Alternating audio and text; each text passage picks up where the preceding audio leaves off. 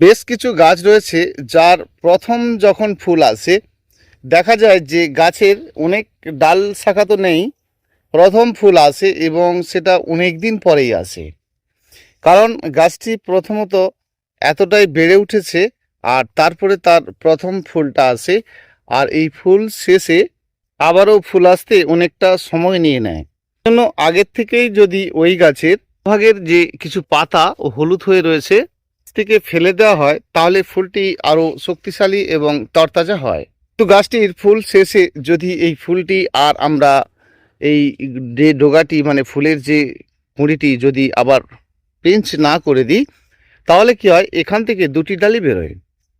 সেই জন্য গাছকে প্রথম অবস্থায় যখন আমরা না কাটিং করি সেই গাছের উচ্চতাটা নিজের মতো বেড়ে ওঠে, আর শেষে সেই ফুল শেষে আবারও কিন্তু আমরা আমাদের মতো করে বেশ উচ্চতা রাখি, অর্থাৎ আমরা ঠিক যতটুকু চাই ততটুকু রেখে কিন্তু গাছটিকে ঝোপালো করার জন্য কাটিং করে দিই। সময়ে একটি গাছের বৃদ্ধি এবং খুব বেশি মাটিতেও নয়, কম মাটিতেই দেখা যায় যে গাছের প্রচুর বৃদ্ধি হচ্ছে, যেমন আঙুর গাছ। সেই জন্য যে সকল গাছ আমাদের অতিরিক্ত বেড়ে ওঠে একটা ছোট পাত্রে রোপণ করা হয়, তাহলেই সেই গাছ থেকে অনায়াসে ফুল বা ফল পাওয়া যায়। এর বয়স বাড়ার সাথে সাথে টবের পরিমাণ মানে টব যেরকম চাই বা যেরকম সাইজের টব দিতে চাই যদি দিই তাহলে আমাদের সব কিছুটাই বোঝাই থাকে, অর্থাৎ গাছের ফুল ফল এবং গাছের বৃদ্ধি দুটোই ভালো থাকে। একটি লতানো জাতীয় গাছকে যদি আমরা বারে বারে তার বৃদ্ধিশীল অতিরিক্ত বৃদ্ধিশীল না করতে দিয়ে তাকে যদি আমরা সেই বেড়ে যাওয়াটা থেকে কাটিং করে করে গাছটিকে যদি একেবারে ঝোপালো শেপের করে নিতে পারি প্রথম থেকেই, তাহলে কি হবে, এই লতা জাতীয় গাছটি কিন্তু 6 থেকে 8 বার কাটিং করার পরেও গাছটি একেবারে স্ট্যান্ডিং হয়ে যাবে। অর্থাৎ প্রথম লতা জাতীয় গাছকে এটিও আঙুরের গাছ, আর এই আঙুরের গাছটিকেও যদি আমরা প্রথমে বাড়তে দিই তারপরে যদি কাটিং করি তারপরে আবারও কাটিং করি, এরকম কয়েকটা বার যদি কাটিং করি তাহলে ফার্স্ট ক্লাসভাবে এই গাছটিতে ফল আসবে এবং এই গাছটির থেকে আমরা দেখতে পাবো যে গাছটি দাঁড়ানো এবং ঝোপালো শেপের হয়েছে। কোনো বেড়ে ওঠা গাছ যে শুধুই পাতায় বেরোচ্ছে, ফুলের কুঁড়ির খুব একটা দেখা নেই, সেক্ষেত্রে আমাদেরকে যেটা করতে হয়, খাদ্য জল দুই বন্ধ থাকলেই, মানে জল বন্ধ মানে কি একেবারে কম কম জল দিতে হয়। তাতে কি হয়, তাহলে কি হয়, সেই গাছে যদি খাদ্য না দিই তাহলে কিন্তু প্রচুর পরিমাণে সেই গাছটিতে ফুল অনায়াসেই আসে। আর মানে যে গাছ প্রচুর বেড়ে উঠছে সেই গাছে যদি আমরা সেইভাবেই বেড়ে ওঠার সাথে সাথে যদি খাদ্য জল সঠিকভাবে দিতে থাকি তাহলে কি হবে, সেই গাছে ফুল না এসে গাছের বৃদ্ধিটাই বেশি হতে থাকবে। গাছের পাতার রং সুন্দর হবে কিন্তু ফুলের পরিমাণ অনেকটাই কমে যাবে।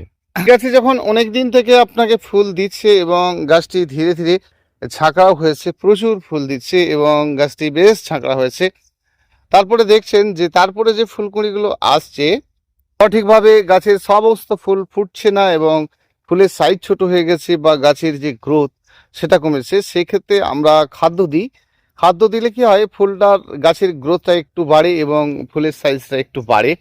তবে এই যে অতিরিক্ত ঝোপালো শেপের গাছে খাদ্য এবং গাছ বাড়ানোর জন্য এগুলো আমরা দিই, সেটা আমরা দিতে পারি, কিন্তু মেন যে জিনিস, যখন আমরা এই ঝোপালো শেপের গাছ, আপনার গাছ যখন অতিরিক্ত ঝোপালো শেপের হয়ে যাবে এবং তাতে একটা সময় আপনাকে প্রচুর ফুল দিচ্ছিল মানে প্রচুর ফুল দিচ্ছিল, কি দেখতে পাচ্ছি গাছের ফুলের কুঁড়ি আছে, গাছ ঝাঁকড়া আছে, কিন্তু সেভাবে গাছের যেন সৌন্দর্যতা নেই।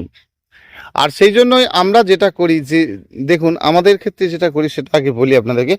এই যে গাছের বেশ তলাভাগ পর্যন্ত গাছে কলম বেঁধে নিয়েছি, দেখুন এই ডালগুলো কিন্তু আমরা এমনি কেটেই ফেলে দিচ্ছি না। তখনই কিন্তু যদি আপনি উপর থেকে গাছের কলম বেঁধে নেন, যেমন ধরুন এটা একটা টগর ফুলের গাছ, তো কয়েকটি দিন পরেই দেখা যায় যে এই গাছের একেবারে নিচ থেকে বেশ শৌখিন শৌখিন ডাল। এখন এই যে আপনার এই ফুরুস ফুলের গাছটি রয়েছে প্রায় 6 ফিট প্লাস এবং তাতে প্রচুর পরিমাণে কুঁড়িও আসছে এবং প্রতিটি ডালে কুঁড়ি কুঁড়ি রয়েছে, কিন্তু গাছের যে সৌন্দর্যতা সেটা আমরা পাচ্ছি না, কারণ গাছ এত বেশি বড় হয়ে যাচ্ছে। আর বড় হয়ে গেলে কি হবে, গাছের যে নিষ্কার যে ডাল শাখা সবই পুরো ফাঁকা ফাঁকা রয়েছে, এখানে ডালপত্র কিছু নেই। সেই জন্য আমরা এই যে ডালগুলো রয়েছে এগুলো কিন্তু কলম করে নিয়েছি, দেখুন এখানে একটা রয়েছে আবার এই নিচে দুটো রয়েছে। তাহলে কি হচ্ছে, আমরা যে গাছটা কাটিং যদি একেবারে বসিয়ে দিই তাহলে কোথা থেকে চলে যাচ্ছে, গাছটার একেবারে নিচ থেকে মানে 1 ফুট উচ্চতায় হয়ে যাচ্ছে। তারপরে কিন্তু এরকম কিছু শক্তিশালী ডাল বেরোতে থাকে, যেগুলো কিন্তু খুব মজবুত ডাল বেরোতে থাকে।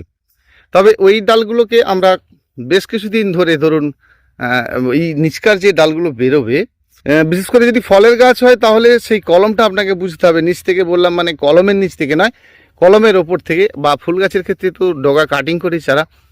সেই জন্য যখনই সেই শক্তিশালী ডালগুলো বেরোবে, সেই ডালটাতে একটু ফুলটা আসতে সময় নেবে, কিন্তু সেই গাছ কিন্তু দারুণ শক্তিশালী হয়ে যাবে এবং গাছ কিন্তু দারুণ ভালো থাকবে। এই গাছে প্রচুর পরিমাণে ফুল বা ফলের জন্য আমরা যে কাজগুলো করব, ধরুন মাঝে মাঝেই যদি আমরা সেই গাছের গোড়ায় মাটি এলোমেলো করি, সেক্ষেত্রে কিন্তু ভালো, মানে যত এলোমেলো করবেন তত গাছের যে পরিমাণে ফুল সেটা হবে। কিন্তু গাছের ফুল বা ফল থাকা অবস্থাতে আপনি মাটি এলোমেলো করবেন না। তো সেই জন্য মাটি আমরা যখন তখন এলোমেলো অনেকেই করে ফেলি, কিন্তু যখন যে কোনো সময় নয়, গাছের ফুল নেই, গাছ বাড়ছে না, সেই সময় যদি আপনি বারে বারে মাটিকে এলোমেলো করে শুকনো করেন, তাহলে কিন্তু আপনার গাছটি অনায়াসেই, যে গাছের পাতা হলুদ হয়ে চুপ করে বসে রয়েছে, বাড়ছে না, সেই গাছটিকে কিন্তু আপনি অনায়াসেই আবারও সুন্দর করে নিতে পারেন।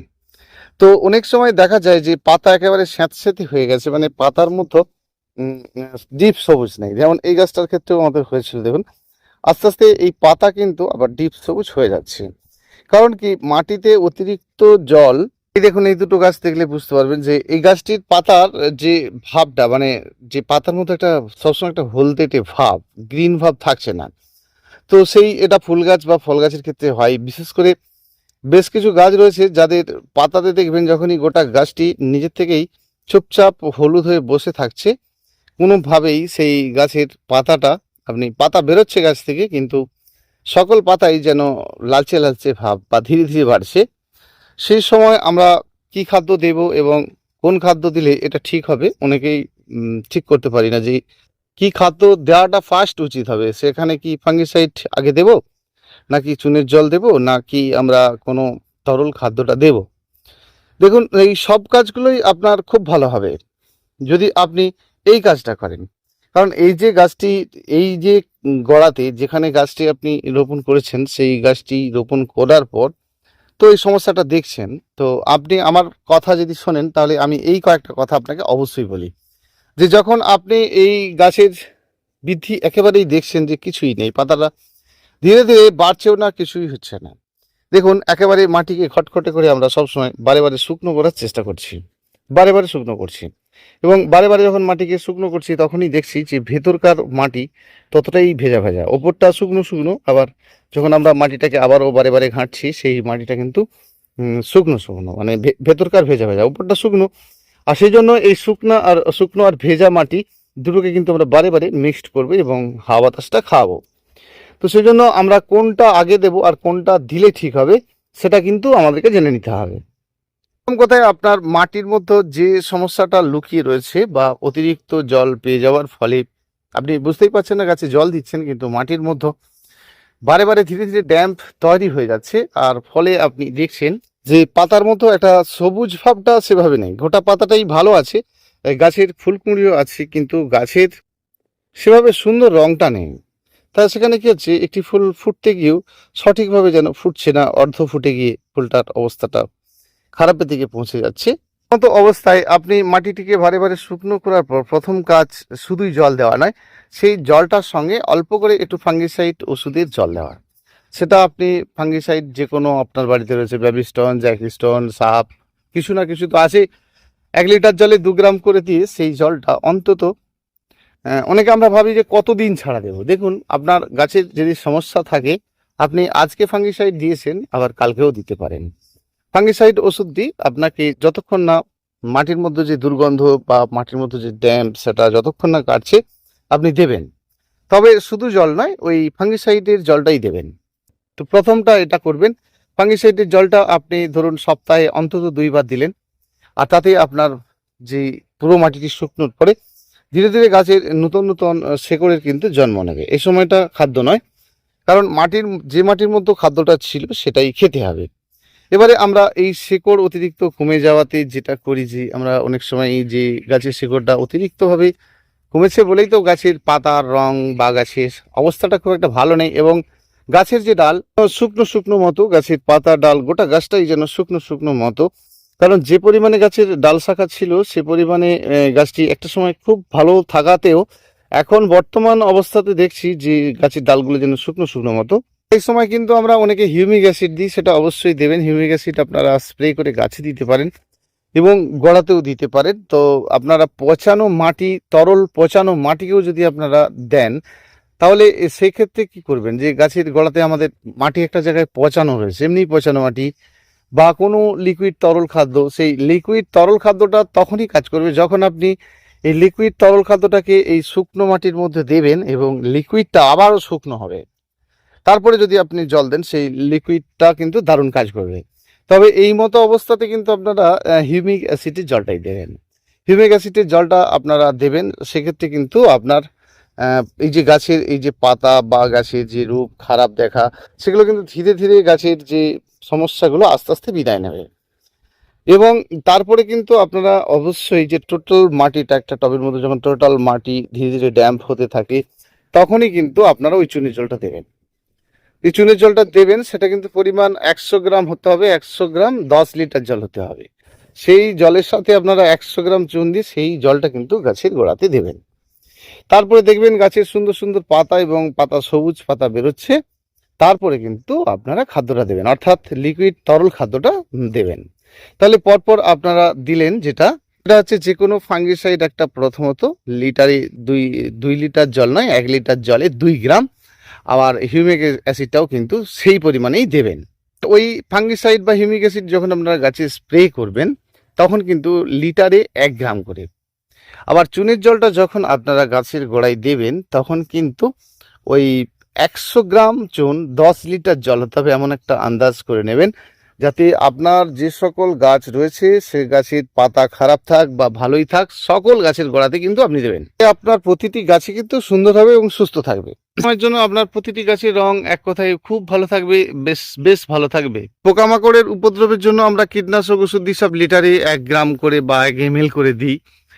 সেই জন্য আমরা চুনকেও যদি আমরা দিই আর কি, সেই চুনকেও স্প্রে করতে চাই, তাহলে কিন্তু 2 লিটার জলে 1 গ্রাম, সেটা আমরা অনেকেই জেনেছি। আবার যারা আমরা নতুন বন্ধু, অনেকেই প্রথম হয়তো আমার বন্ধু, সেই জন্য আমরা কিন্তু যখনই দেব সব লিটারে নয়, 2 লিটার জলে 1 গ্রাম করে চুন দিয়ে সেই চুনটিকে আমরা গাছের ফুল থাকা অবস্থাতেও গাছে স্প্রে করলে আমাদের কোনো রকম ক্ষতি নেই এবং ধীরে ধীরে আমাদের সকল পাতা ফ্রেশ হয়ে যাবে এবং গাছ কিন্তু সুন্দর হয়ে যাবে, পোকামাকড় উপদ্রব একেবারেই কমে যাবে। নমস্কার বন্ধুরা, পুষ্পশ্রী নার্সারি কলাঘাট, আমি কমল আপনাদের সঙ্গে এতক্ষণ কথা বললাম। আমার ফোন নাম্বার 9609456194। দেখা হবে আবারও পরের ভিডিওতে। ভীষণ ভালো থাকবেন। অসংখ্য ধন্যবাদ।